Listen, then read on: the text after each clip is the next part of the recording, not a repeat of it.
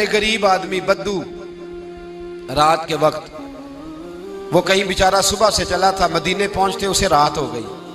उसने डरते हुए ना खैमा बाहर लगा लिया। जहां रात हुई ना, आधी रात हो गई, 1-2 बजे समझ ले पहुंचा मदीने, तो उसने बाहर ने खैमा लगा लिया।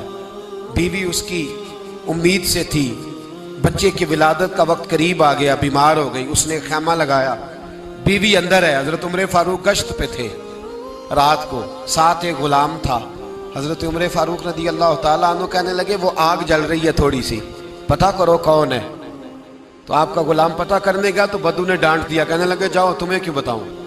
हजरत उमर खुद गए, कहने लगे मुसाफिर भाई बता तो सही। कहने लगा जी छोड़े, मैं आपको क्यों बताऊं, मैं कौन हूं, कैसे आया हूं। फरमाया खैमे के अंदर से कराहने की आवाज आती, कोई दर्द से चीख रहा है, बता हमें बात क्या है।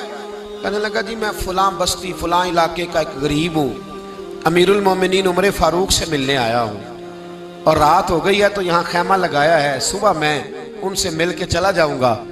तो रात को तकलीफ देना पसंद नहीं किया, तो मेरी बीवी उम्मीद से थी, अब बच्चे की विलादत का वक्त करीब है, पास कोई नहीं। हजरत उमर कहने लगे तू ठहर, मैं अभी आया।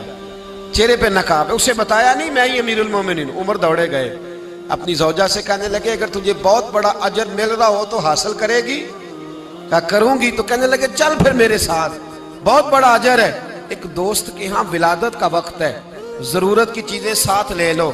उस औरत ने थोड़े दाने ले लिए, घी ले लिया। हजरत उमर से कहने लगी लकड़ियां इकट्ठी कर ले।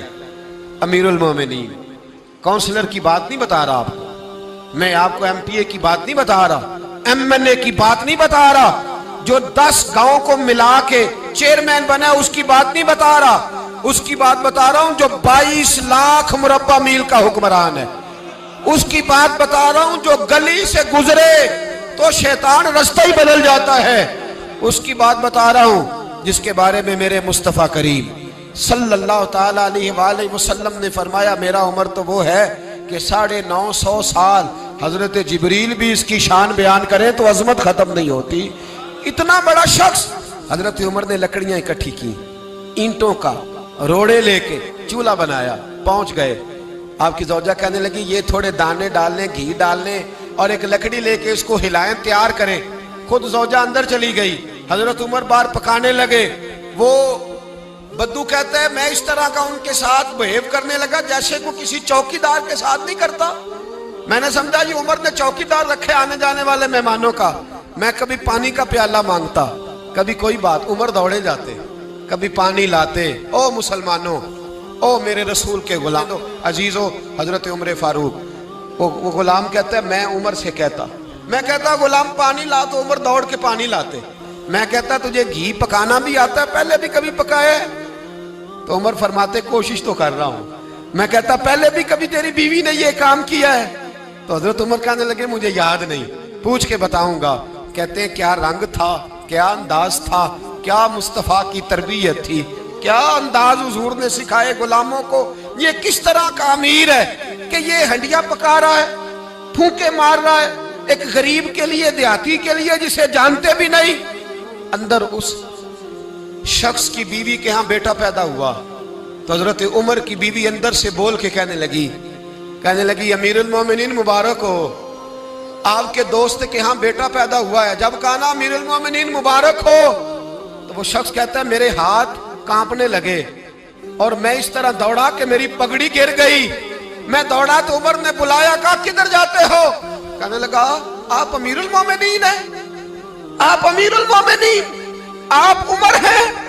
कैसर किसरा जिसके नाम से कांपे आप वो हैं जिसे मुस्तफा ने दुआ मांग के अल्लाह से मांगा, वो वाले उमर है आप। जिसके लिए अलीउल मुर्तजा फरमाते मैं रोज दुआ करता हूं, वो वाले उमर है। जिसके बारे में अबू बकर सिद्दीक ने फरमाया था कि मैं अल्लाह से कहूंगा मौला जो तेरे महबूब की उम्मत के हक में सबसे बेहतर था मैं उसे खलीफा बना के, वो वाले उमर है।